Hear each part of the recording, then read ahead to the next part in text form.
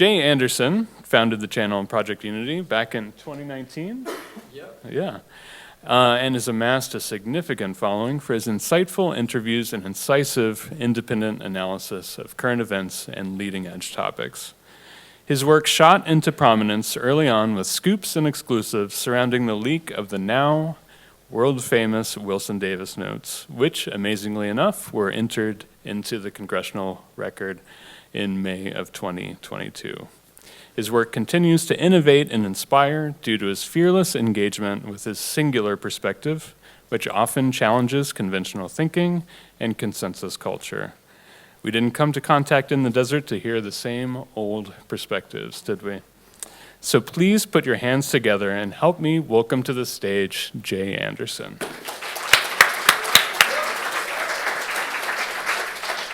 Thank you, Jay. Hey guys, this is really a surreal experience for me. It's actually my first time doing a public talk like this, so hopefully I do a good job and you all enjoy it. I think that's one of the biggest fears of everyone, right, is public speaking. So trust me, I might look calm, but the heart's racing. I'm really happy to be here, especially because I flew in on a Boeing 747 through a lightning storm. So I'm kind of just grateful to be on the ground, to be honest. I've had a pretty wild few years. As Jay said, I started my YouTube channel, Project Unity, in 2019. And the impetus behind that, the reason why I even started a channel was because I had my own experiences with the phenomena. And I say phenomena, not phenomenon, because I think it's a spectrum. I think there's a whole bunch of different things going on when it comes to this. And for me, the keystone is consciousness. That's why it's the UFO consciousness connection. And it's an interesting one because, when I look at the synchronistic, and I think a lot of people, if anyone here is an experiencer of this kind of stuff, like the synchronicities that seem to occur prior to an experience, like the build-up, and you look back and you go, oh wow, this led to this, and now I'm having these experiences. It's a very common thing. And that happened to me.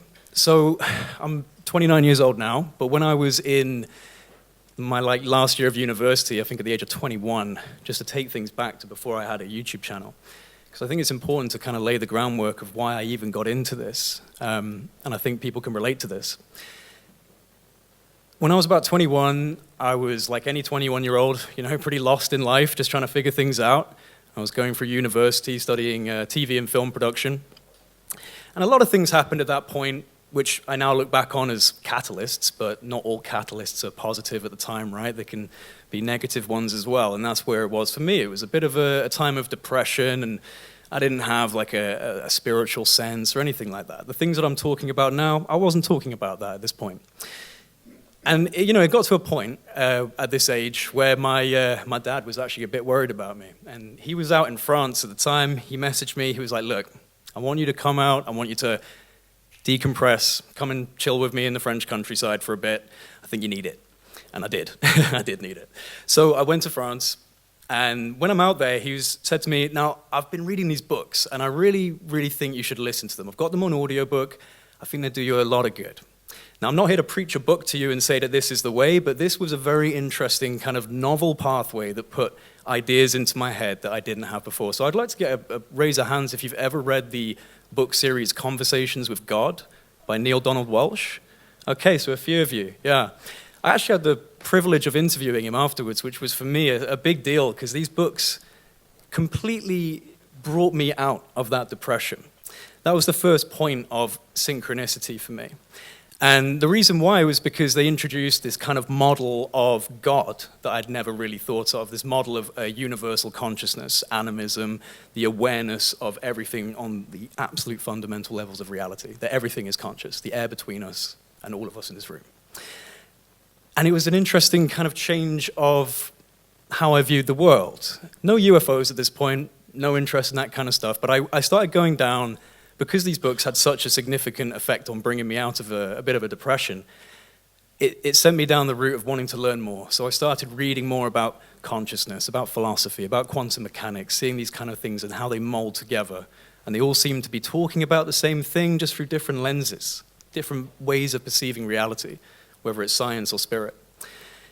And so, a couple of years doing that research, then I find myself kind of going into another depression, Reason being this time was that I kind of felt like, I've got a lot of information. I've learned a lot. At least I feel like I've learned a lot, and I think I've come to some conclusions about reality in the bigger picture. But actually, I still got to pay my bills.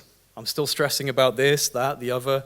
My day-to-day life is still stressful. How do I kind of reconcile these big picture ideas that seem to be so inviting with my daily life, So I was sitting on my bed one night, and I just kind of out loud had a little, you could call it a prayer, but I was just talking out loud to the universe, I was just sitting on my bed and said, look, I think this is all real, the universe being conscious, and that we're an element of that experiencing itself. Like Carl Sagan said, we're a way for the universe to know itself, right?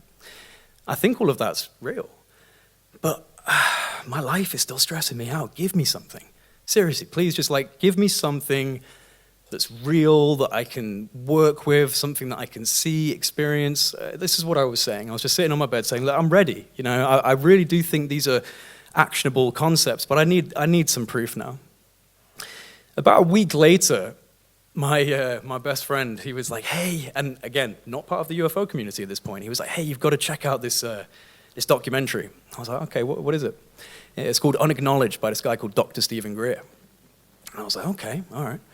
So we put this documentary on, and it's kind of my first intro into the UFO subject. You've got these Minutemen missile launch officers and people high up in the intelligence community talking about their experiences. You've got the documents coming out, and I was sitting there going, wow, this is actually, looks like there's something legit with this UFO thing, I guess. So I started paying attention, and I was interested. But it was at the end of that particular documentary, and Dr. Greer's got a controversy within the community. People are split into pretty significant camps. So I try not to do that. I think there's, bits and pieces around everywhere. Try and just pick all of it and examine it closely and scrutinize things. But Dr. Greer, he talks about CE5, this concept that you can actually get into meditative states of consciousness, and if you're in a coherent, intentional state and you project your intentions that you want to have some sort of benevolent contact, some sort of peaceful contact, that this will happen. Now, at the time, and it's funny because reflecting back, maybe my opinions have changed, or at least my kind of assuredness of what it was has maybe shifted, but at this time, because I was sitting on my bed the week prior, and I was asking the universe for something that I could do, suddenly there's this guy saying, hey, here's something you can do. Get into these meditative states, project your intentions, things turn up. So this was in summer of 2019. I literally just felt like that was a message from the universe, I was so sure of it. And I actually think that is what played a key role in me having these experiences, because the more I've spoken to people, intention, and it's a bit of an awkward one, especially for skeptics and debunkers, because I don't want to say faith, but there is a level of when you believe something, strange things happen. And I really believed that it was possible for me to get into these states, project my intentions, and maybe something would actually be able to perceive that. So initially, when I started going out into literally just my back garden at night, and it was summertime in the UK, and trust me when I say England is not known for its warm weather, but we were lucky and we had some nice warm evenings. So I was out there and I was just getting into, and again, I'm not a meditation yogi or a practitioner or an expert. This is also what drove me to talk about it, because I was just like, well, I'm just a normal guy. If I can do this, all of you can do this. That's what really inspired me. I started going out into my garden, getting into just a calm, in through the nose, out through the mouth kind of breathing technique, just reduce the chatter. And I just started formulating my thoughts based on these concepts that I was learning about. Is there something out there that actually believes that the universe is a conscious, holographic projection, a simulation, something that is fundamentally based in awareness, and that love is a very powerful force, very powerful transcendental force? If there's anything out there that feels that, turn up. I'm ready. I want to see it. Now, I've watched the sky all my life. I love it. I used to lie down in the field with my dad or my mom and watch the satellites, and so I've always looked at the sky. We have a lot of satellites in the sky now, so it can be difficult. You always got to be discerning. Good to have a satellite tracking app and things like that, so you can dismiss ones that are just prosaic. But what happened to me initially was I started seeing a massive influx of satellites, okay, satellites with quotation marks, because they look like them, but way too many. I'm talking like, 20, 30 within the space of 5 minutes, just coming across the sky in different directions. And that was like, the first kind of, is this something? Could be. I'm going to keep going, keep trying. And it's a bit like a progression. Hang on. Can you all hear me properly? Yeah? We good? Just want to make sure. It definitely feels like it's a progression because it started off very lightly with these kind of satellite-type objects. Then it changed to satellite objects coming over. Suddenly they'd glow very brightly and flash, and then recede back down. And they wouldn't do that just once. They do it a number of times. Now, I know about iridium flares, and satellites can catch the sun, and you get a bright flash. That's something that a lot of the time, people who are really into those kind of things, tracking satellites, they have to actually be out at a very specific time to track it, make sure they catch that iridium flare. I was seeing 15 of these things that were coming over and doing these flashes. And whether it's just my interpretation, it seemed to be very coincidentally in response to a thought, sending out hello, are you here for me? Flash. How do you interpret that, especially when it's happening consistently? So this really started to interest me, and I was pretty confident that this was starting to become novel, that this wasn't just, prosaic satellites flying over the sky. And it's actually a really well-known phenomena within the whole CE5 or HICE, human-initiated contact community, called flashbulbs, And I would see ones that would just flash in a completely dark sky, full of stars, no discernible object, bright white flash. You look up at the sky, kind of send a thought, project a thought, however you want to visualize that. Another flash. Same space, not moving, completely static, no object. What is that? Very common, really common. So many videos of this. It's funny, because like a lot of people go, oh, where's the evidence for all this CE5? And there's actually a lot of night vision captures. Groups out there, they've been doing it for years, And it's kind of impossible to dismiss every single aspect of the evidence that's been presented. So if you dig deep, you can find pretty interesting videos out there. And so I was doing this for quite a while, throughout the summer of 2019, consistently going out, seeing these flashes, seeing a lot of things traversing the sky. But it was in August of 2019 when I had a series of experiences with, for lack of a better term, orange orbs of light. And this was extremely visceral and could not be denied and brushed away, all right? You could maybe look at these flashes and say, oh, it could be something, might be something. This was undeniable. So I'm looking up at the sky. I'm in my house. Oh, not in my house. I'm in my back garden. My house is over here. And I'm just doing my usual routine at this point, which is to just get into this kind of light meditation, breathing exercise, calm myself down, and just start to formulate my thoughts around the idea that I want something to turn up, and I want something to turn up that actually resonates with the things that I believe are representative of reality. Even if I'm wrong, they still turned up, so I don't know. maybe I figured it out. I'm not saying that, though.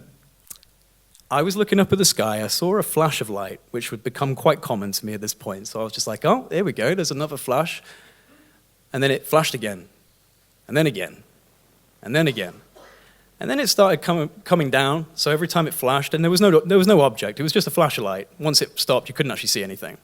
So it would flash, and then it came down again. Flash. It came down. Flash. And eventually it stopped above two stars. It kind of formed the apex of a triangle. It just 2 stars here, and it was about there, and it just kept flashing. So I was watching that for a while and was interested, but it was there for about 5 minutes, and I started going, well, thanks, but I'm going to kind of keep looking around the sky, and I'll keep my eye on you, but I'm going to, keep looking around, see if there's anything else. So this is happening up here, and I turn my head, and I do a bit of a double take, because it's a crystal clear sky. As I'm turning my head, there's a dark cloud, but I kind of go past that. I'm just looking around. I look back.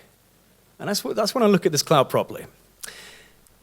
The only way I can describe it is that this was a cloud that had an overlay of light TV static. There was like a shimmer to the cloud. It was dark, and it looked energetic. It was shimmering.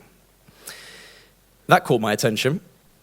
And if we pretend this is my house, and I'm at the back of my garden, this cloud is coming across in this kind of trajectory.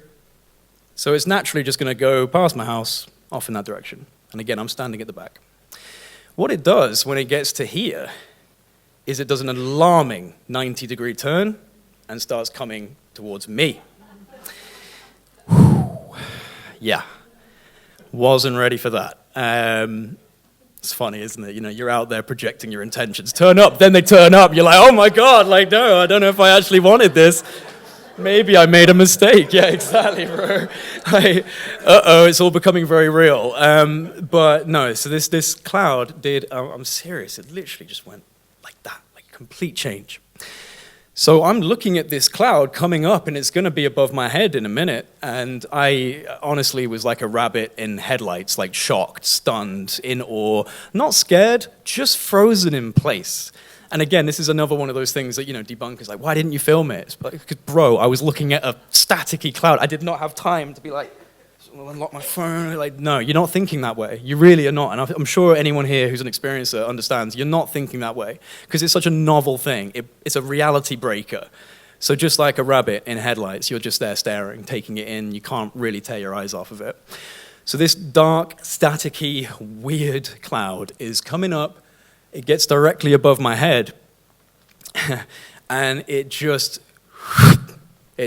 sucks into itself in a matter of seconds, and inside it was a triangle formation of about 25 or 30 orange orbs of light in a complete triangle formation. It didn't stop, so this cloud was coming over. It did this complete reveal directly above me and continued on, so I had to look as it just went off into the distance. But this was a fairly sizable triangular formation. Now, I don't think it was a vehicle because I could actually see some of these orbs swapping positions in this formation as they kept moving on.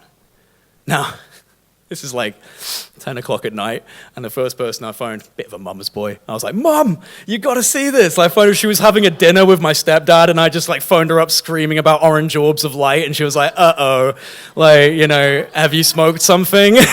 Like, so it was a bit alarming. But, you know, the funny thing is, this is something that I've kind of almost tried to dismiss. I have brought it up before on my YouTube channel early on.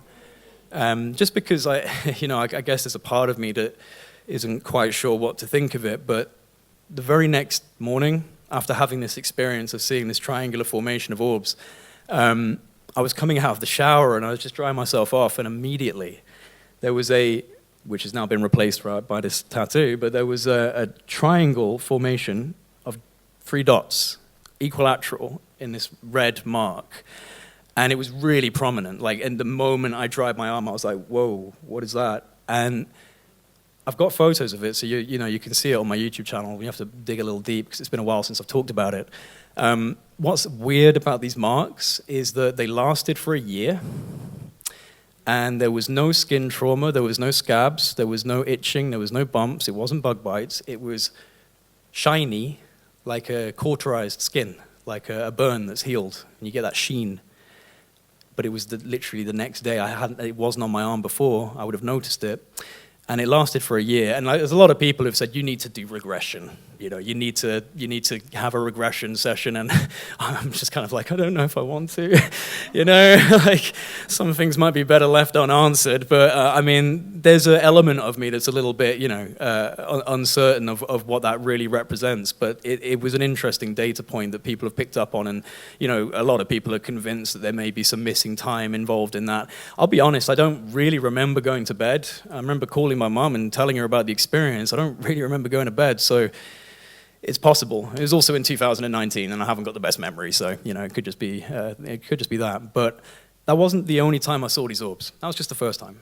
I saw them 3 other times, and I think I would have seen them more, but I kind of fell off the path with this stuff for a little bit, which is just it's the way life works. You can't be resonating at love, light, unity consciousness at all times. I think I just had a few lucky moments of purity. But, life is tough, and it's difficult to stay on that kind of path. And I think if you're not resonating with a very pure intention, I don't think you should be doing that stuff, because it's very subtle. And I do believe in the whole kind of as above, so below There are things below us, there are things above us. It is something to take into account when you're considering making these types of attempts at contacting the unknown, the anomalous, the other. In fact, when I first started doing this and was talking about it, it didn't take long before a guy who was not pretending, but claiming, I kind of feel like he might have been pretending, claiming to be in the NSA, and he got in touch with me. And I actually shared this source with Ross Coulthart, which I'm sure a lot of you know about Ross. And we're still both scratching our heads over this guy, because he had a lot of knowledge. He was a bit shady. A lot of these people are, like when in the IC, when they come out and they start communicating with people in the research field, it's difficult to know who to trust, very difficult. But he was saying to me early on, you got to be careful here. You're basically broadcasting on all frequencies and just hoping that whatever swims up is friendly. And I was like, be careful of staring into the void might stare back at you, that kind of thing. I don't think it works that way. I do think it works on thresholds of intention. So if you're out there summoning dark forces, then yeah, you're probably going to get them. But if you're not doing that, if you're actually resonating at a really pure intention, you're feeling the love, you're feeling grateful to be alive, you're just curious, you want to see something, I don't think those orange orbs were malevolent, especially because it's led to me standing here right now, which I can't believe I'm doing. So I had a number of experiences. The second time I saw them, this was all within the space of about a month. The second time I saw them, it was another formation, no cloud this time. I was out in my garden looking up at the skies, doing my routine once again, and I just saw it in my peripherals, this little blur, and I looked over, and there was like a W formation of these orbs this time, with a couple of them trailing off at the back, and it just traversed the skyline. Just came across maybe 5 seconds or less, and that was it. And I was just, again, blown away, completely stunned. No time to film it, just quick traversal, and that was it. The third time, which I really wish I'd filmed, they came down pretty low. The third time, I was looking up at the sky, and again, weirdly enough, they came from the left each time. I don't know if that's anything to read into, but they always came from the same angle. I saw this blur of light. Again, I looked up, I saw 3 of these orbs coming across the sky very quickly, and then they just stopped on a dime directly, at least from my perspective, above my house, right? They came across and just stopped. And then I could kind of see that they were moving around. Similar to how that triangle formation, they were swapping places. These 3 orbs were moving around. And then I noticed that they were actually descending. And again, my heart's starting to beat. It's so funny. It's like this false sense of, I guess ego. Like, I want to be an ambassador. And then they turn up and you're like, I don't know if I'm ready to be an ambassador. This is starting to get very real. But no, these orbs were coming down from the sky. And they were rotating around each other in this weird, hypnotic fashion, just coming down like this. I was just staring at them as they were coming down. Again, if we pretend this is my house, they froze 2 feet, 3 feet above the roof of my house. They were basketball-sized, roughly, slightly transparent, orange orbs of light. Weirdly enough, they weren't actually scattering any light onto the roof, even though it was a ball of light. It should be reflecting, surely. So there's some exotic phenomena going on there. And I haven't discarded the idea, and if anyone's familiar with the Buddhist term of a tulpa, it's a psychic projection, that you've actually coaxed this out of existence for your own purposes. It may not even be observable to someone standing next to you. I've entertained that concept. It could be that. But there have been some pretty interesting videos of orange orbs. There's a woman called Linda A. Roja, I think. She's got a kind of hard-to-spell name, but she captured one of the best videos. And if you do go on my YouTube channel, Project Unity, and just look for the ones where I'm talking about my CE5 experiences, I include the clip, because those are legit. That is 100% what I saw. So these orbs, they came down, they froze above the roof of my house, maybe loitered there for 5 seconds. Then they start this movement again. They're rotating, they lift up, And they go over to my neighbor's garden. God knows what would happen if my neighbor had come out. It's like, what are you doing, Jay? Just summoning orbs, nothing big, no big deal, dude. Like, go back to bed. Yeah, it's kind of funny because like I live in like a pretty residential area, so I've got neighbors on both sides. And at this point, I've lived there for a while. They're so used to me doing these crazy interviews, but at the time, I was like super like I can't, I don't want people to know I'm kind of up to this stuff. But they went over and they hovered over my neighbor's garden and they just froze again. They went over and just boop, and stayed there for a few seconds, maybe 4 or 5 seconds, started this rotation again, started lifting up, moving up, until I couldn't see them anymore. Then the 4th time I saw them, they flew across the sky. This is all within the space of like a month or less. They flew across the sky in a V formation with a couple trailing off at the back. So W with a couple trailing off, V with a couple trailing off, a triangle, and then 3 of them, which is also a triad, and then the triangle on my arm. So there was a lot of symbology involved, in my opinion, that I haven't deciphered. I just have a feeling that there is something trying to be said to me here about perhaps mind, body, spirit. These are just the ideas that are floating around in my head. I truly don't know. My position here is that I don't have, knowledge on the Galactic Federation or any of that kind of stuff. I don't know what we're dealing with, really. I have ideas. I have desires of what I would like it to be, but I won't pretend to have the answers. I've come into this looking for answers, and I have a heck of a lot more questions, over the years. But when this happened to me, it had a drastic effect. I would even go as far as to say that there was a level of neural plasticity. It changed the way that I thought. Because suddenly I was able to stay up very late all night, reading about things that I couldn't really have understood before, deep into quantum physics and philosophies that I wasn't really able to grok prior to that. It really lit a fire up underneath me. And I think one of the main things for me was, again, I'm just a normal guy. Like, I'm just a normal guy from the UK who was like a rock climbing instructor before this. I didn't have like any interest, and it happened to me, so it can happen to you. And that's what I felt. So I went out with this like broken iPhone and put it on a tree in the middle of the forest, away from civilization, so I could be like, hey, I've had these experiences. And again, I wasn't familiar with the UFO community. I didn't know people had had orb experiences and that there was a whole kind of history to this. So I just went out and was, putting these videos up and saying to people like, you're capable of this as well. Like, if I can do this, and I'm not a meditating practitioner and I'm not an expert, like, there's no way that if I can do this, you can't. And it started to gain, attention and popularity. People liked what I had to say.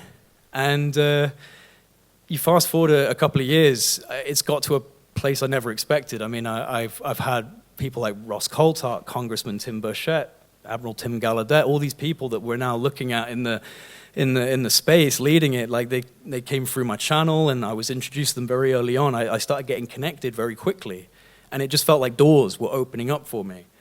And this leads back to that synchronicity comment, that everything just starts to kind of click into place, or at least that's how it felt.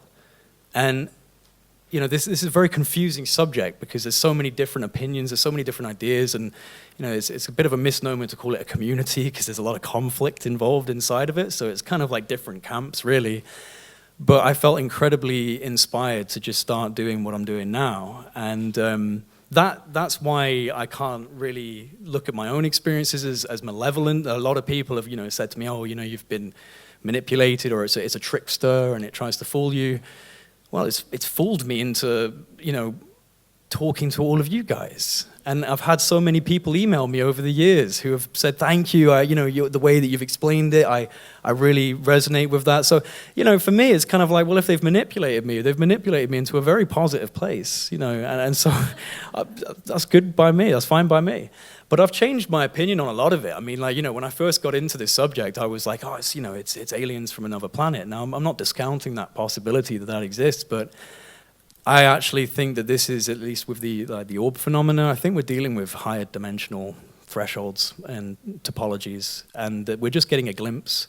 I was very fortunate. This is kind of cutting into a further story, but I was very fortunate to fly out to Florida and sit down with Oak Shannon, who's the former special projects manager for Los Alamos National Labs. And a pretty key component in the Admiral Wilson leaks, for anyone who's familiar with the Admiral Wilson leak story. And I'll talk a little bit more about that for anyone who doesn't know. But he, as a Los Alamos National Lab guy, was like, well, you know, our working group, we basically came to the conclusion this is higher dimensional objects coming into a lower dimensional plane.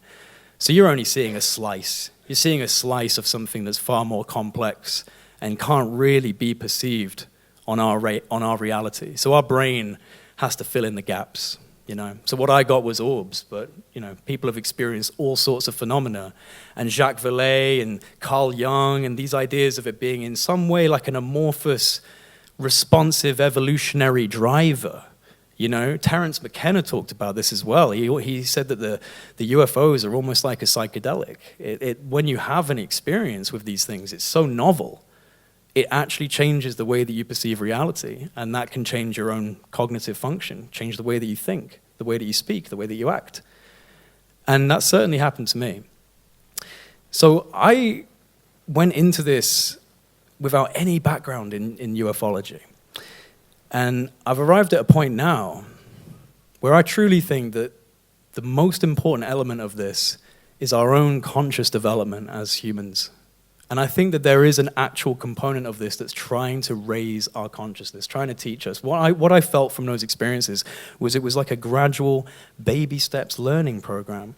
Here's some things that kind of, you know, they're suitable for your mind. Here's some satellite-looking objects, but a few more than you're used to. Just a little elevation from what you're used to. Right now, flashes. Not seen those before, have you? Now the orange orbs. And I do think it was a progression.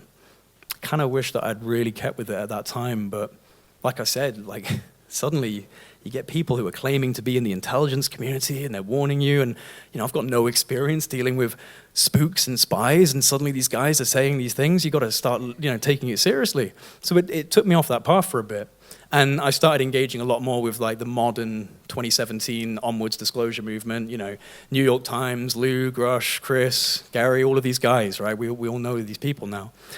I've been very fortunate to be somehow just fell into some interesting connections and networks, right? And it's been a transformative experience. And again, this is why I think that this is about our own conscious development, is that it can act as a catalyst for your own evolution in terms of what you're doing, growing your spirit, growing who you are, growing your knowledge base. But it remains a mystery. You know, it remains an amorphous mystery. And I'm not sure if we're ever going to get satisfactory answers from governmental channels on this. I've got a lot of optimism in terms of where we're going in the future, in terms of realizing more profound elements of reality as we dig deeper into the quantum levels. We're now developing AI computation that will one day, not in the very distant future, be coupled with AI systems, quantum computer systems, superconduction. And when we get to that point, which we're getting close to, I really think we're going to thread the needle into dimensional realities that we didn't think were real. And the consciousness side of this, to me, is also represented in meditation, psychedelics, near-death experiences, transcendental experiences, this UFO phenomena, even the flying saucers and the greys, they turn up in all of these different spaces. So what does that say? Is it a physical phenomena, or a material phenomena, or is it actually able to transcend through different elements of reality that we actually don't believe are real, like the dream state or the astral realm or the psychedelic realm? You know, are these real? Well, these creatures, entities, objects seem to be able to traverse through our material plane and meet us on these other planes. Graham Hancock, for anyone who knows Graham Hancock, when he was in the Amazon basin and he took ayahuasca, he saw alien greys. You know, like, what's up with that? There was an Amazonian tribesman on a podcast not that long ago, and he was a straight tribesman, like he was in the Amazon basin. They didn't have a connection to modern culture, and these podcasters had basically found these guys and got them on for an interview, and they brought up the question of aliens. And they had no concept of what that really meant. They didn't understand what alien was. What do you mean, extraterrestrial? I'm not sure. They showed them a picture of a gray, and the tribesmen went, "Oh, that's Makanwabu." Say again? Yeah, Makanwabu. It's an ant. It's a human that became an ant, and it lives in the underworld, and it can steal your soul, and you need a good shaman to bring you back. That's what they said. So they have a mythos on something that a lot of people would consider to just be a Hollywood archetype, right? But then you've got the Amazonian tribes people talking about Mak and Wabu, and you've got the Aboriginal Australians who've got their cave paintings, I'm sure a lot of you have seen, which are questionable. And there's actually some pretty questionable Egyptian pottery as well that seems to look like the Nazca mummies that we're finding now in South America. So it's a fascinating thing that this seems to be a material and immaterial element at the same time. And that's actually why I called my YouTube channel Project Unity, because I believe in a symbiosis between spirit and science. I think these are just two different ways of observing the same state of play. And we're getting closer to that. It hasn't actually been that long that we've been shut off in this way, this Newtonian reductionist model that we've entered into since the Age of Enlightenment, that everything's just dead matter bouncing around. Yeah, it's very enlightened. But that's what they called it. You know, we've got rid of the shamanistic, we've got rid of this, you know, silly stuff from the past. Now we're just going to deal with basic science. But there's massive holes in that science. And that's being shown even more now as we're developing these models into, you know, simulation theory and getting into these deeper states of understanding how the quantum level responds to your own consciousness. I mean, look at the double slit experiment. For anyone who doesn't know about the double slit experiment, this is a fascinating, weird mind bender for these Newtonian scientists. I think it was in the 1970s when they first did that. But it's been kind of, you know, progressed on from there, and it still remains a bit of a mystery that when a electron or a photon is observed, it collapses into a particle. When it's not observed, it becomes a wave. Now, there's a few people who would dismiss that, and they say, oh, it's the act of measuring. It's the act of measuring that actually collapses the photon or the electron down into a particle. But there's no measuring without consciousness. Without a human being, without a conscious entity to measure, there's no concept of measuring. So it still comes back to there is a conscious observer, and reality is responding to that conscious observer. So what does that say? It says that there is, maybe a dynamic within reality, a coherence that understands that we're right there and collapses down into this particle function. What does that say about all of this? Solid reality. It's not so solid. You know, most of the scientists now in physics, like the consensus is becoming, this is a simulation. It's a holographic simulation of some form. You know, you think of like a bike wheel on a bicycle. And you put your hand through that. You spin it really fast, boom, your hand just bounces right off it. Now, it's not solid, is it? It's still got the gaps, but it's spinning so fast that you can't even get through that. So it's an impenetrable barrier. Now, the atoms and the protons and the neutrons, they are spinning so fast, everything is moving so quickly that it feels solid, but it's not. We actually know that now. It's not. It's energy. It's just lattices of energy oscillating at such incredible speeds that it's creating this consensus reality. I think that these UFOs don't have to abide by that rule. Whatever they actually are, they seem to kind of be above those levels of the game, of the laws, of the rules. Right? They can bend it. They can cheat it. And I think that might be their purpose. Again, going back to this evolutionary driver, that they're actually almost like a carrot on a stick, always slightly ahead of us. And it seems to push people to want to try and replicate it. I mean, look at our governments, right? You know, they're interested in replicating it. Maybe they already have. But it's interesting to me that it seems to follow us through time. Throughout all of history, we've had phenomena. Throughout all of history, we've had UFOs, different forms, different shapes. And they seem to change and shift as we progress. And that, to me, is, again, I would invoke Carl Jung's idea of this collective overmind, that potentially some of this stuff is just stimuli for our species. Now, who's to say that that's not necessarily real? Because, again, the material plane, I think, is just one little slice, right? Just one little line we're traversing. But it's not necessarily the only line. So this is really where I find the most inspiration when it comes to the UFO subject. It's trying to understand this intrinsic connection, this entanglement between human consciousness and this other.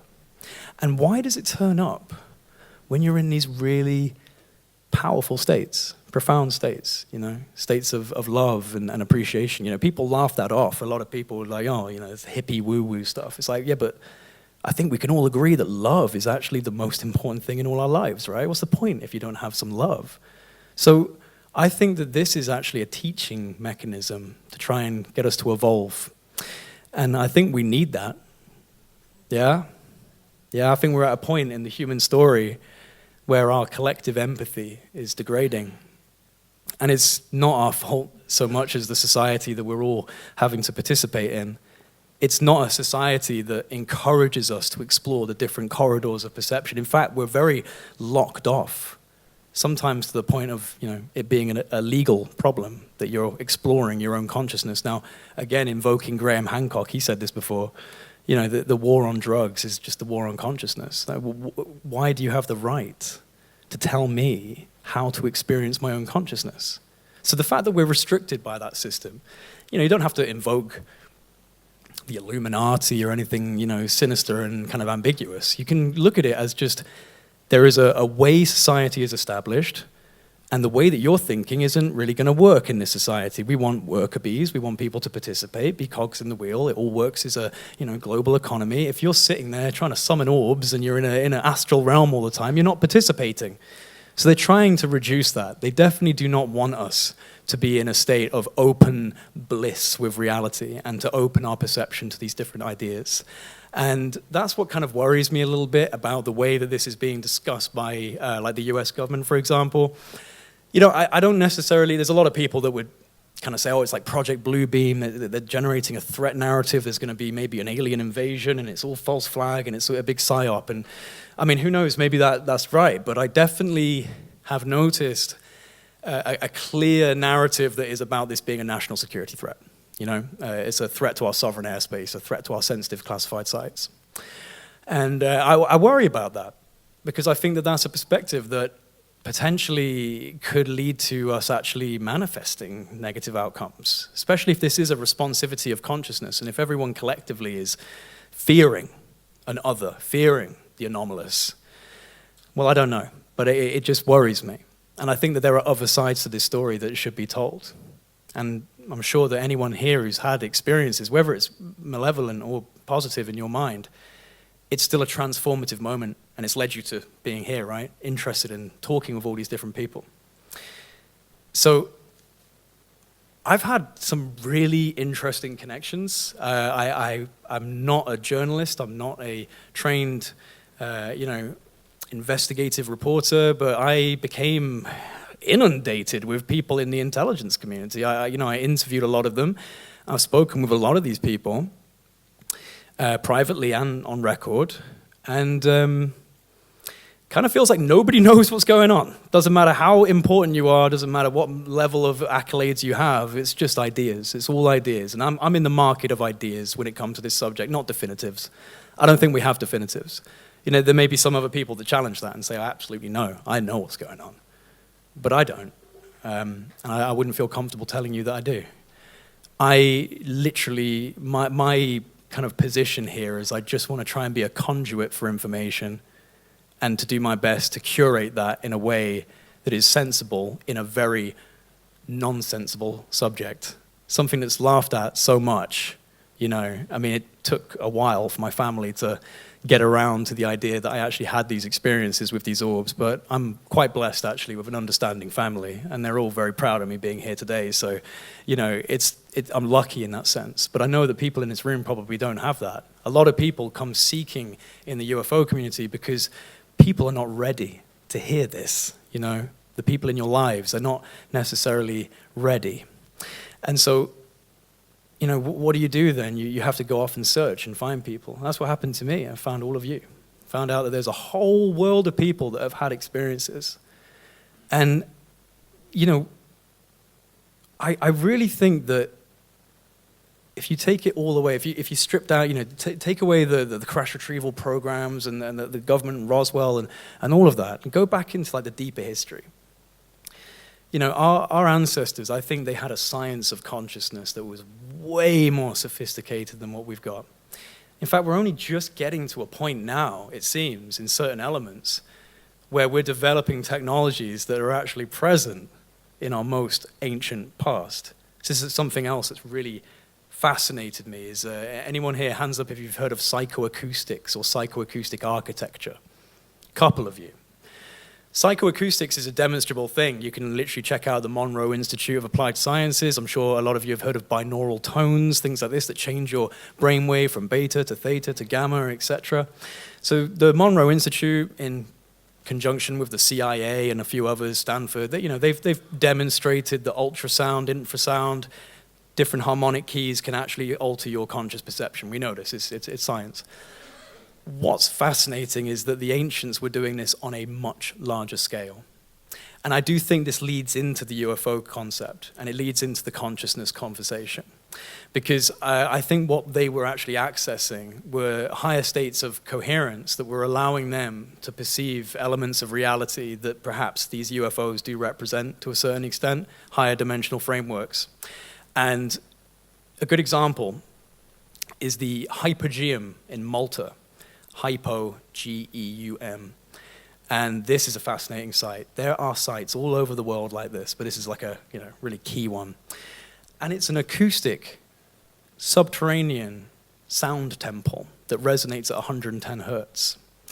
And this is the bandwidth that actually shifts us into these theta states, these higher states of consciousness. Now, these are everywhere, all over the world, pre-BC, ancient places.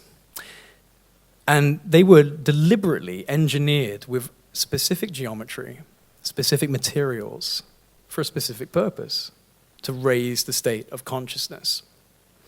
So again, this is something that we have dramatically lost, right, in our more materially driven world. Our ancients knew this stuff. I think, to invoke Terence McKenna, for anyone who's heard of the stoned ape theory, I think that tracks as at least one element of explaining how we were able to get these incredible engineering concepts at a time when we shouldn't have been able to understand psychoacoustic architectural practices. So just to quickly give you an idea of what I'm thinking here, and this is kind of in line with Terence McKenna, and if you haven't heard of Terence McKenna, please listen to him. He's fantastic, and I wish he was alive today. I've interviewed his brother, Dennis, a couple of times, but Terence was a truly gifted orator and speaker, and I feel like the times we're living in now, he would be of a real benefit to us. But his idea involved psilocybin cubensis, also known as magic mushrooms, which we've now demonstrated have a capacity for what's called neural avalanching or neural genesis, where the neurons light up, the brain starts communicating with different parts and different hemispheres. And what you have to understand about that is that our ancient ancestors, there's evidence that they were mushroom cults. Some of the most early examples of civilization idolized mushrooms.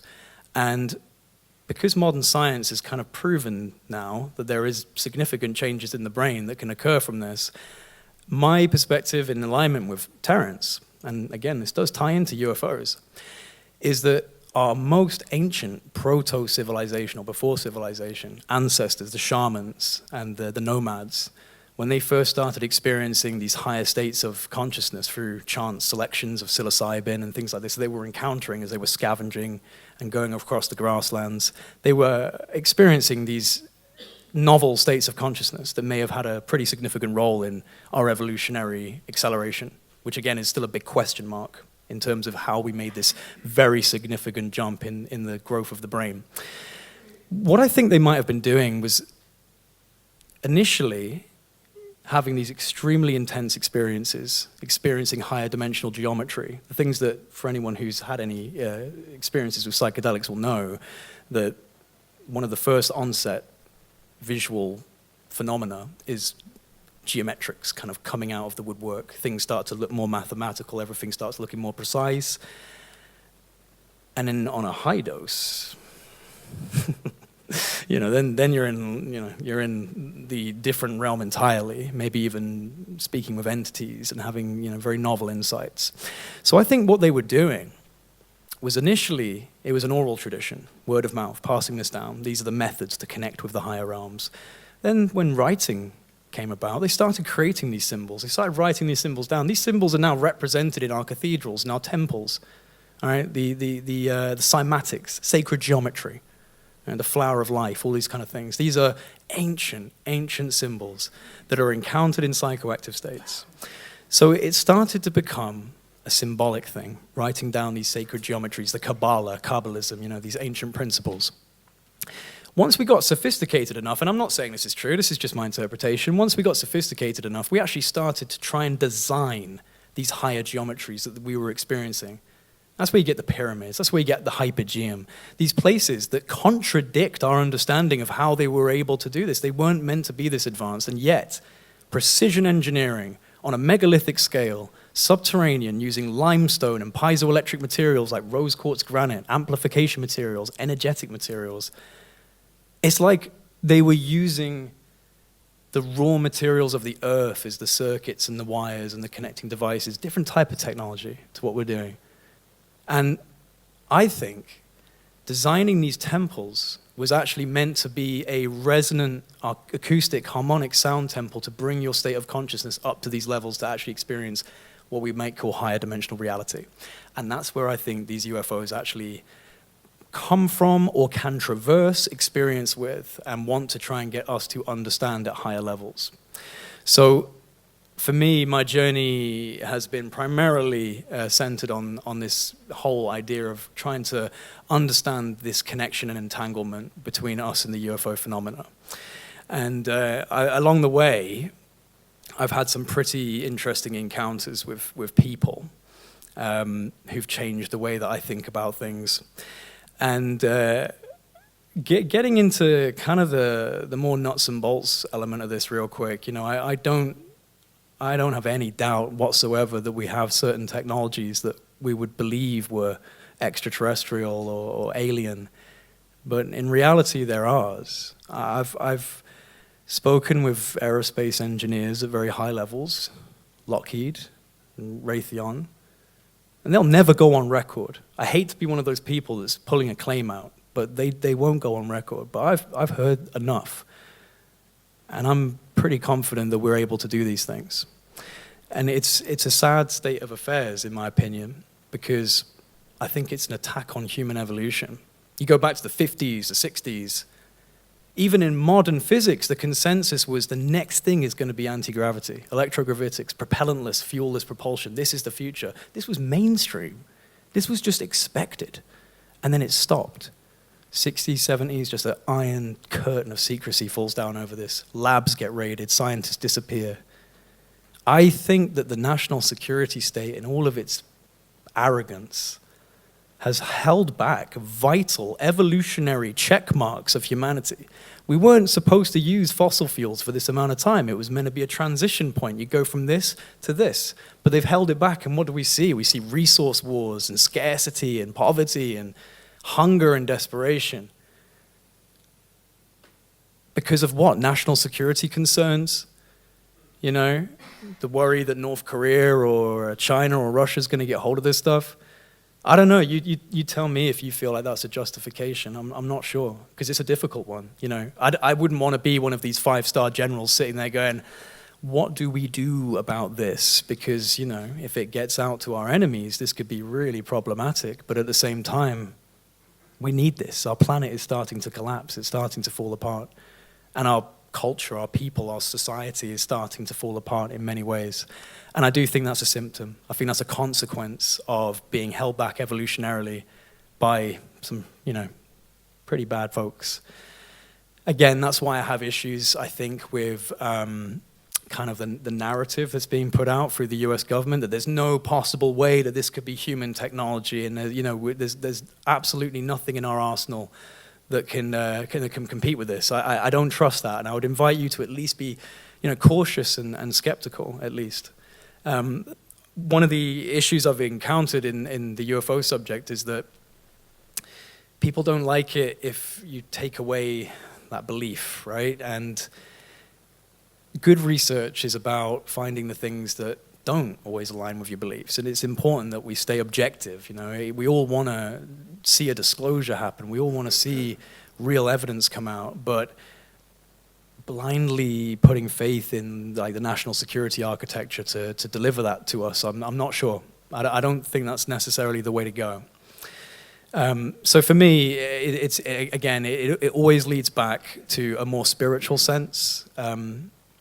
I don't really know what I mean by a spiritual sense other than it's transcendental to our normal reality. It's something that's speaking to a much larger reality than we're accustomed to. I always thought that the world was more magical, you know. As I got older, it gets a bit grayer, doesn't it? You know, you're a child and it's just you're in your own imagination.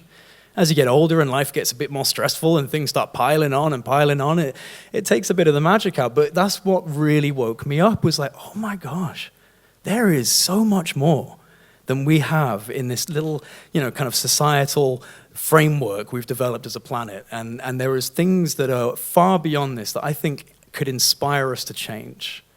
And it inspired me.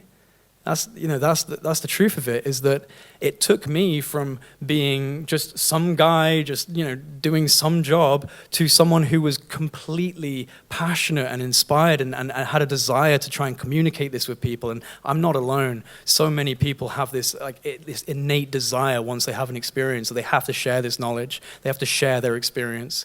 And for whatever reason, I guess I decided that I was going to put it up on YouTube, and it's become, you know, something that I now talk about. And hopefully I'm not talking too much in circles and you're actually enjoying this talk. But, you know, it's for me, it's just a profound realization that reality's a lot bigger. It's a lot more magical. It's a lot more profound. And these states of experience, you don't have to be on, you know, psychedelics. You don't have to be in a deep meditation. This can happen in front of your face. Again, I'm not a practitioner. It was so basic, just breathing in for, you know, that was it. And that's why I felt like I'd found this weird secret. I found, you know, like, why is it so easy to do this? But it kind of goes back to that intention thing. All right, this intention and belief, and, you know, dare I say faith. If you're not there, it doesn't turn up. There were so many times when I was, you know, actually in the process of doing this stuff, like out in my garden doing these, you know, contact attempts, when nothing turned up. It wasn't like every single time there was success. No, there's plenty of nights where just nothing turned up because I wasn't actually in the right state. And a lot of people would say to me, like, oh, you need to film it. So I'd be there, like, yeah, seriously, trying to help them out, you know, like literally, like, okay, there we go. Oh, God, I hope they turn up. And immediately you're not in the headspace that you need to be. This needs to be gone. You need to just be absolutely in that moment, crystal, calm, clear, concise, with clarity of what you want to be doing. You can't do that if you're doing this. So it's an awkward one, because obviously a lot of people will just be like, oh, that's such a cop-out. So easy to say, oh, you can't get the evidence because it doesn't help with your mindset. It's true. It doesn't help. So it's a subtle interplay. It lives on the fringes of reality. It's there if you take a step towards it. But it doesn't seem to step towards you that much unless you're actually a willing participant yourself. Now, I don't know what's going on with like abduction phenomena and things like this. I really don't. And like I said, I had those marks. Maybe there is something there. Maybe I am being a little naive. And perhaps there is something to be concerned about. Again, I'm not here to try and tell you, oh, it's just all beautiful. Because reality is hard. We're in the trenches of the human experience, man. It's visceral. You know, it's real. We all go through pain. We all go through struggle and darkness. But that's also a necessary component, right?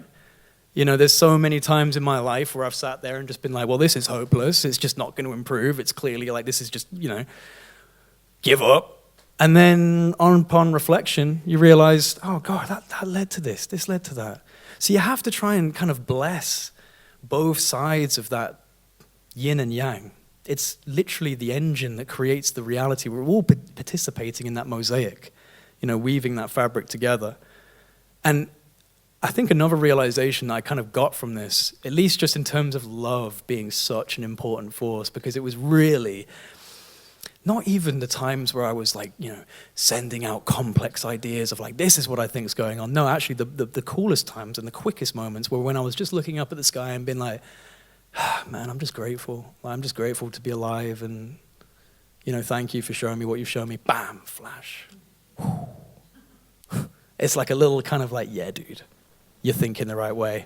That's the way to think. And I think that's what it is. It's encouraging us to try and think in a little bit more expanded, a little bit more loving, a little bit more powerful. Because we are powerful entities, in my opinion.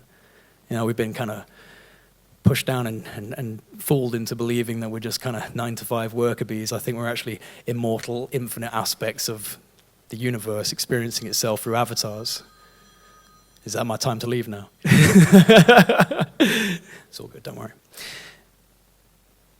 I think that love is such a fundamental, powerful thing. You know, it's like you think about the animalistic nature of survival of the fittest and fight and flight. Or why would a stranger run into a burning building to save another stranger's baby? That makes no evolutionary sense in terms of like survival of the fittest, right? That's not your offspring, but it happens. So love transcends logic, and logic is the material realm. It's the illusion, it's Maya, rationalism and logic. We are floating on a ball in potentially infinite space. There's nothing rational about our situation whatsoever. You know, it's an incredibly strange position to be in, and it's quite alarming. I'm sure a lot of you feel this way. Quite alarming that most people just don't think about that. You know, just don't think, oh God, like I am really on a little ball in the middle of infinite unknown. You know, that's existential. I think in the background, perhaps there's a bit of a subconscious fear of addressing that. You know, we're all just kind of like, yep, it's an intense situation, but can I just click, go to my job and like, you know, watch my TV shows? I don't want to think about that. I don't have a choice. My brain just works in that way. I'm like always in the clouds, always thinking about, you know, these types of things, and having those experiences was just fuel on that fire. So I have to like make a conscious effort to anchor myself back down into reality, because I'm so kind of off in the philosophy of what reality might be. And that's another thing as well, is with these subjects, you do have to take time away from it. You do. You have to connect with life and connect with reality and kind of, you know, be around people and leave the computer alone. And because it's good and it's important to discuss these things, but it's not necessarily meant to just ignore the normal world. You know, we're still here to have an experience. We're still here to navigate through an experience. It might be a component of your learning process. Doesn't mean it's going to be the component for everyone. It's a bit like those books at the beginning, these Conversation with God books that I read. What was really weird about that was that I read these books and then had this journey of research, then had the contact experiences, and then this guy puts out another book, and it's all about how there are other reality, other dimensions, and that these things are interacting with our planet. And it was just a very strange kind of arc, because he wasn't discussing that stuff in the other books. But then I have my orb experiences, and suddenly the guy that was inspiring me is talking about things that correlate with what I've just experienced. Now, that's just synchronicity. You know, this is what seems to be at play when you're dealing with this phenomena, synchronicity. Like I said, I actually had the pleasure of interviewing Neil Donald Walsh. I'd recommend you check it out. Like I said, I'm not here to hold up those things as like a Bible, but very interesting. I was very doubtful of like the channeling aspect of things. Like I'm not closed off to it because I'm very open in terms of clairvoyance and these gifts. But let's be honest, there's a lot of snake oil out there as well. There's a lot of people who just make this stuff up. So you have to be super careful. I think he was really onto something. So I'd recommend them to anyone who's curious. But yeah, this subject is difficult. It can be traumatic. It can be extremely inspiring. And I think, again, this leads to some form of evolutionary driver. It's something that's trying to encourage us to think a little bigger and to think outside of the box. It's a paradigm breaker. You know, it's something that challenges conventions. It challenges our scientific status quo. It challenges our abilities and our understandings of the laws of physics. So it's in every way, it's breaking down the current infrastructure. It's saying it's not sufficient. Clearly, it needs to change because these things exist and they're defying our model. So it has to change. So it is a driver. Even if it's not a driver inherently, it's still a driver by consequence because it's inspiring people to try and pursue novel experiences, which I think the universe is all about. It's a big novel machine. It's generating more novelty. That's something, again, that Terence said. You know, you think about how the universe potentially, we don't really have a good idea of how it started. The Big Bang has almost been completely thrown out now by the James Webb Space Telescope, I believe, because they found that there was actually highly evolved galaxies close to what we considered to be the beginning of time. That makes no sense, you know, so that was contradicted, and it's put some spanners in the works. But you think about how reality's unfolded. You know, basic fundamental energies and hard radiation and soft radiation, it was chaos. And over time, over billions and billions of years, it's like unfolding, and it's becoming more being-like. It's becoming more like an actual entity. We are examples of that, right? At the beginning, it was just energy and vibration and chaos.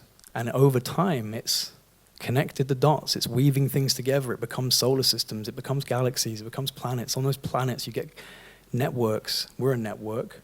And we then go on and start developing the internet, AI. It's like a Russian doll of different networks of connectivity. And a lot of people would say that that's kind of approaching the singularity point, right? So like, we're at a point now where our technologies are developing so rapidly that we're going to get to a place not too far away where everything connects with everything else. Now, I don't know if that's true, but it feels like things are speeding up so much right now in terms of innovation and also change and turbulence and things that are just happening in the world. It kind of feels like it's got a bit of a time limit to it. I can't see this model that we have for reality lasting for much longer. In fact, I already feel like I'm in the old world, looking at a new world coming in. And that's interpreted in all sorts of ways. The age of Aquarius, the apocalypse, right? The singularity. And again, it's just different perceptual lenses. It's like everyone has an intuition that something's on the horizon, there's something is building up. It can't last for long. But we're all seeing it through different lenses. We're all seeing it through our own respective lenses. So who knows if the UFO lens is the right lens? It might not be. Maybe all of them are the right lens, or none of them. But everyone seems to be having, even if you're a scientist and you're a PhD and you've got rational logic, you think the singularity might occur. You talk to a Christian, they might think it's the end times. You talk to a New Age Californian, it's the age of Aquarius, man. You know, like it's just different types of phenomena, but it's being experienced through different perceptual lenses. And so I kind of like feel like the UFO element is a component of something much bigger. It's a component of what we might call the singularity. It's something from a time where everything connects. It's like a chariot of the gods. It's like a philosopher's stone, right? It's the do-all-anything tool. It can fly through dimensional time. It can transcend all the barriers that we have in our own little realm of perception. So it is like the ultimate tool. But then it's not just a scientific tool because it seems to be completely entangled with consciousness. So it's a spirit science, it's a spirit technology, it's an astral technology. Whatever that truly means, it's telling us that there is a much deeper level, a much deeper and much more profound level. I'm at 3:40. How long have I got? I can't actually remember when I meant to cut off. As long as I want? 4:05. 4:05, okay. Well, in that case, maybe I could open it up to a few questions. I feel like I've rambled a bit, but I hope you've enjoyed it. If anyone does have a question or two, I'd love to answer them. Check 1, 2. We do have a microphone that's going to be passed around, so if anyone does have something they'd like to say, you're more than welcome to. It's genuinely quite tough doing this, you know.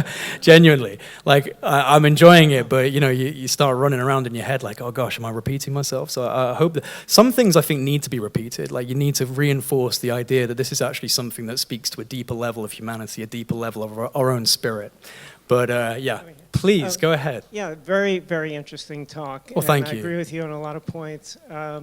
You said something about like we're not supposed to have been on fossil fuels this long. And also my belief growing up in the 60s and 70s and being involved in promoting space and seeing how we didn't go from the moon to Mars. Right. If there is some kind of suppression of all this, how do you explain what's going on with Elon Musk? I mean, one man is doing multiple things, and they're moving us either into space and also sustainability? Yeah, that was a great question. Elon is an interesting character. I mean, some people look at him as controlled opposition and not to be trusted. And I don't know. His position on UFOs, in my opinion, is quite suspicious. Because he's very dismissive, very, very dismissive. Oh, we've got 6,000 Starlinks, we would have seen it by now. So I'm kind of two opinions on that. One, he's read in NDAs, he can't talk about what he knows because, I mean, he's a private guy launching, satellites and sensors into space. It's no longer NASA, it's become a private thing. These guys could say something if they wanted to, right? They're not beholden to government. So he might be under an NDA. But there was one thing that I really, I noticed with Elon, and it was when he was doing an interview with Lex Friedman, and they were talking about consciousness. And I was really surprised by what he said. He said, well, if you damage the brain, you damage consciousness. So therefore, it's generated by the brain. And I was like, that, from a guy that's very smart, is a really dumb thing to say. Because if I take a radio and I bash it in with a baseball bat, does that mean that the music can't be, is it generated by the radio? No, it's a signal that's being received by that radio. I've not damaged the signal, I've just damaged the receiver, the renderer, the translator, the amplifier of that signal, right? So I found that to be very dismissive. So I think that it's either that he's read in and that he can't talk, or actually he's just very dismissive of things that aren't in his wheelhouse. So, aliens and like woo-woo consciousness, no, nonsense. He's not thinking about it enough, in my opinion. I think that's more likely, but I'm open to the idea that he might actually be, up to his eyeballs in secrecy and stamps of NDAs. But that was a great question, and I agree. Elon Musk and his, I actually interviewed the patient who had the Neuralink, the first Neuralink. So I'm going to try and whisper in his ear, like, if you've got a link with Elon Musk, like, tell him about this, about the aliens. I don't think he wants me talking to him anymore in the DMs, but yeah, great question, great question. Anyone else? No pressure. I'll just leave. Oh, I've got a couple of hands up. Just very quickly. Yes, dude. What was the tribe, the Amazonian tribe that you were walking? Well, to be fair, everyone heard that, but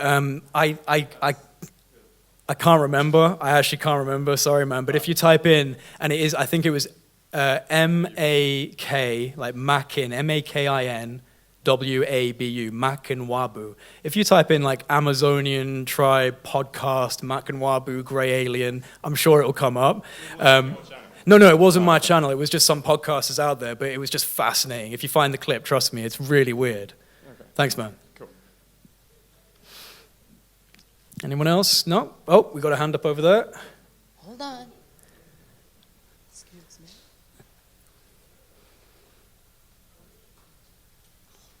So I've had experiences with orbs as well. Through your own research, I know you're not sure what they are, but have you gotten any clue from elsewhere what they might be? Well, I'm open mainly to the idea that it's something of a higher topology, a higher dimensional framework. And again, I was very interested by the fact that Oak Shannon, this guy that's running special projects at Los Alamos, was like, our working group really feels that this is a higher dimensional presence that's just coming down into our lower dimensional plane. I don't know if anyone here's read the book Flatlands.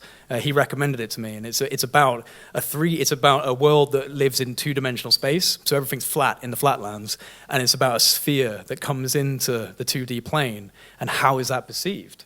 And so I think it could be similar with this, is that you're perceiving a slice of what this is.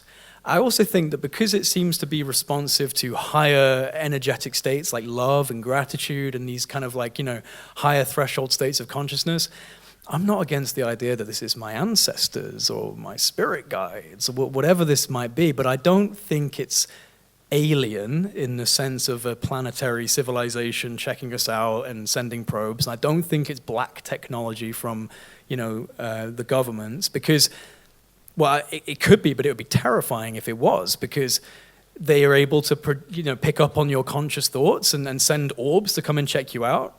No, I actually do think it's more likely to be something of a higher evolution of reality where these understandings about love and gratitude and powerful energies are much more present. And so when you're invoking these kind of energies with the intention of something kind of validating that experience, like show me that you feel this, show me that you have this understanding, then it turns up, that to me is a good signifier, unless it's a manipulating element that's trying to fool us otherwise. But like I said, it's led to me being here. So I'm actually very positive about it. So yeah, I don't have definitives, but for me, it leans more towards just higher expressions of reality that we're not living in but can experience, you know. Well, I think, oh, we got one over here. Let her get the microphone, yes. Thank you. Yes, do you feel like you still have some maybe communication going on with something beyond? I think that whatever it was that decided to turn up, it inspired me, and I think that in of itself was a communication. It's a very novel form of communication. It's not a clear message. I wasn't told anything. I didn't get telepathic thoughts, but it was enough of a communication that there is something out there that it kept me going to this day. Do I feel like I'm in communication with those orbs now? Not necessarily, but I feel like I'm in constant communication with the universe. Like, not in any way that's special. I just think that the universe is conscious and we're conscious. So we're always in a constant state of communication with it. It's just whether or not you interpret those messages, right? You know, it speaks through events and people and places. And if you're not going to look at that through the lens of these might actually be communications to me, something of a higher order that's giving you experiences that teach you. If you don't see it that way, then you won't see it as communication. But I kind of see this whole universe as a form of communication. You're welcome. We got one more here. Yeah? Real quick.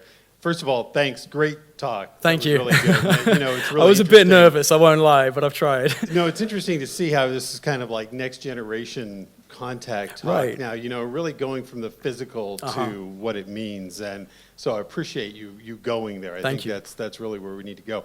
I'm curious though, speaking of the physical though, the manifestation, the arm, the mark in the arm, what happened? What do you think that was? How do you think that happened, and like where did it go? So, good question. Also, you're right, and some of the kind of older school guys who were very nuts and bolts, they've come into this, like Nick Cook, who wrote The Hunt for Zero Point and was always a very like nuts and bolts guy. He's now on the Bigelow Institute for Consciousness Studies and writing about life after death. So it's like the deeper you go into this subject, it's an undeniable connection you start making with the immaterial and the more kind of astral. But sorry, what was the actual? The marks, yeah, the marks. What do you think? So, like, my kind of leaning on like one side or the other is like either I was taken and they did some form of, you know, experiment, but I actually lean more towards I was sitting on my bed asking for proof. I wanted proof. Now, they did turn up. That was proof. But that's real proof, right? Like having something on your skin. So even though it's a little bit uncomfortable and I'm not 100% sure what it means, it is almost like a literal stamp of validation. Like, there you go, we've been here. And I was like, oh my God, you know? So you know, like maybe it's that. That's what I would like to think. That's what I would like to think. But I'm open to other possibilities, just maybe not comfortable with them. You know? We've got another one over here. Do you want to just keep your hand up and she'll bring the microphone over to you? No, I think it's a rule, one of those rules, you know. So you said that you, where the marks were, now you have a tattoo. Yeah. Is that Well, intentional? Well, yes, it is actually. I had, because I've gone through all sorts, as we all do as human beings, and I had a particular moment of tough times happening in my life, and I felt like I needed a bit of a change and a transformation. And I got this tattoo, which is a Greco-Egyptian version of the Staff of Hermes, because I really resonate with Hermes Trismegistus and like the hermetic concepts of reality. And funnily enough, and some of them are actually sitting in the crowd, I then got invited to Egypt. So I had an Egyptian tattoo put onto me as a kind of like, I need to like have something symbolic that shows that I'm moving on from, you know, the things that were causing problems for me at the time. This is a new time, a new chapter.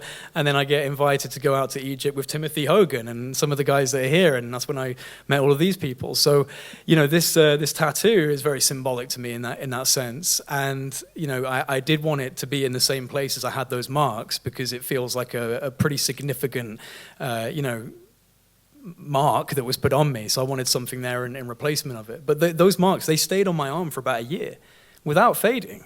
That's just not normal. And like I said, they had this sheen to them. like a cauterized skin sheen. And there are images of that online. So, yeah, I don't know. It was an inspirational thing for sure. Yes, that's one of the guys I went to Egypt with. What's up, bro? Excellent talk. Thank you. Jay. Yeah. Thanks, man. So my question is that in your sober state, you've been able to attract contact. Mm-hmm. You know, do you find any overlap or differences in the DMT state versus? I actually haven't ever done DMT. Never? No. It's Okay, like, I just there's- assumed because you had like Andrew on. Yeah, no, you I mean, know, the people. funny thing with me is I have like a bit of a problem with losing control, which I recognize, totally want to try and get over in my life.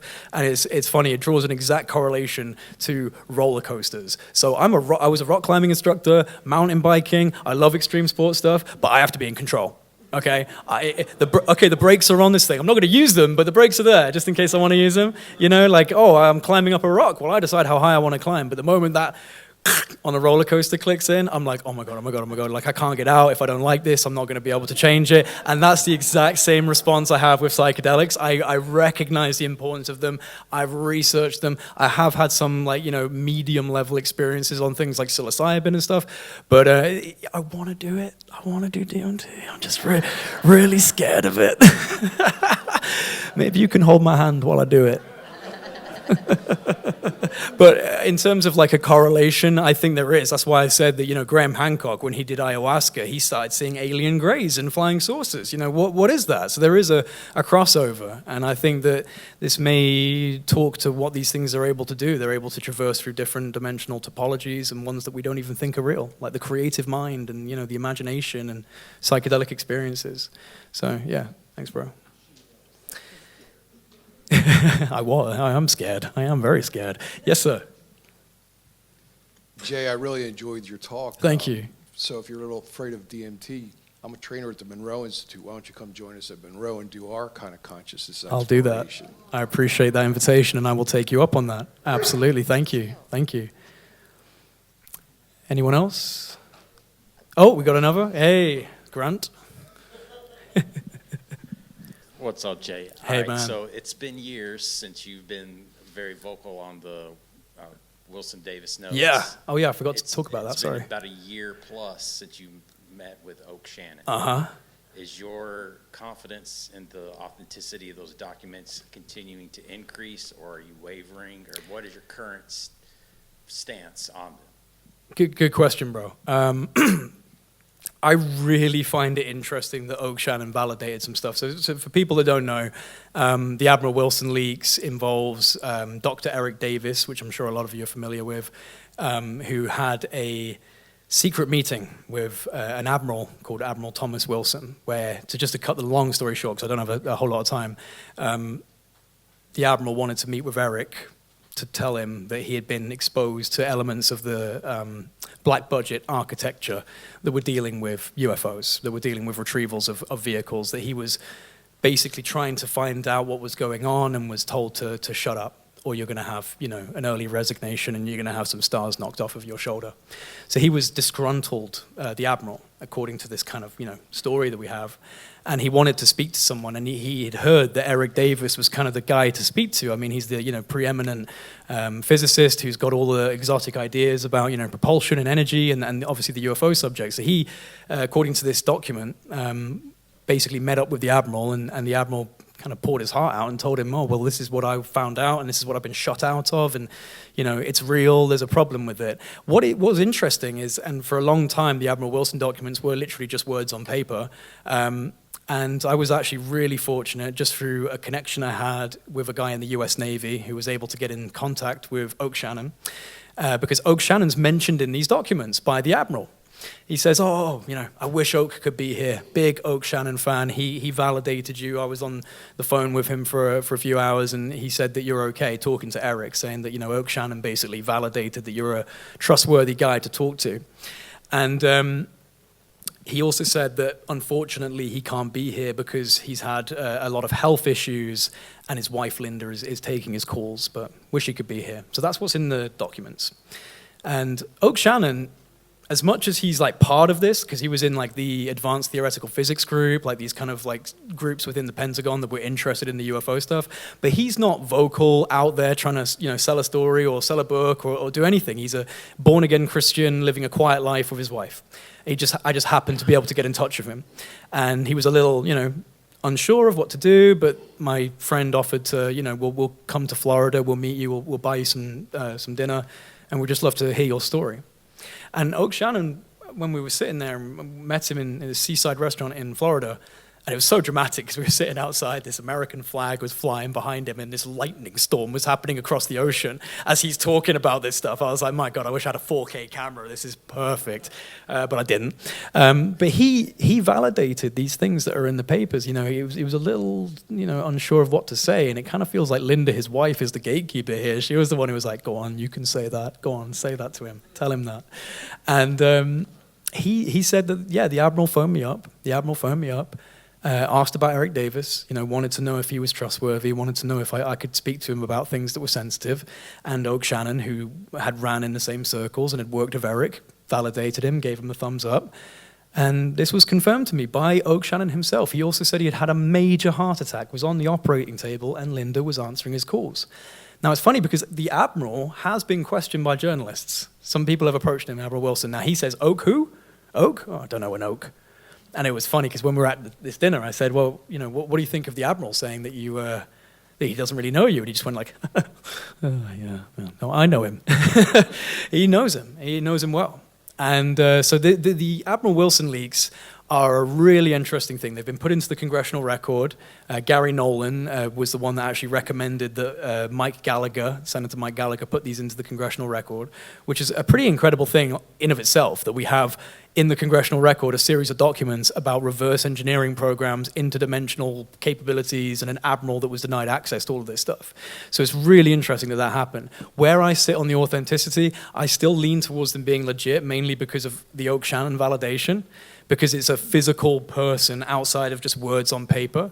But I've had a lot of debates on this stuff with people like John Greenwald and others who disagree and think that it's actually just kind of like a script that's been propped up as a way of pushing forward disclosure and pushing forward a narrative. And frankly, I'm also not against that idea. I try and be really careful with like not concreting myself into a belief, because you are dealing with the intelligence community, and these people are not always straightforward. So it's a gray area, I think, but I still lean towards legitimacy, my bro. Thank you for the question. 5 minutes, so if anyone's got kind of like a last question I could answer, yes? Hi, yeah, so I noticed that, or I recall that like in the description of the CE5 event, you mentioned that the orbs seem to not be generating any light of their own. We had a similar CE5 experience with orbs, and they also seemed to have a weird sheen, or they looked as if they were like, we thought they were kind of projected like a video game screen thing. Anyway, I just thought that was a really interesting detail that you mentioned, that they don't seem to have a texture that, or a light refraction pattern that looks like you'd expect. I mean, it defies all kind of like logical conventions of what light does, right? So it's just another indicator that this is something really novel, and that's also why I didn't fully dismiss the idea of it being like a psychic projection, a tulpa, like the Buddhists would say, because, well, if it's almost being coaxed from your imagination, then it doesn't technically exist, and the light would act differently. But honestly, that's a mystery, and it's fascinating. So yeah, it's cool that you had a similar experience, and people have had experiences all over the world with this kind of stuff. Orbs especially, like there seems to be a lot of categories of orbs. You know, blue orbs, yellow orbs, orange orbs, red, white. So many. I don't know if it's the same phenomena. I've only ever seen the orange ones, but yeah, no, it's interesting that there's clearly exotic light physics at play there. All right, I think that's about it, guys. Just want to say thank you. I hope I've been entertaining and informative. First time doing this, so I really appreciate it. Thank you so much. Have a great day. And if you want to chat to me, I'm going to be out there and relaxing. You know, I'm perfectly happy to come and talk to you guys. So thank you so much. And enjoy the rest of the conference.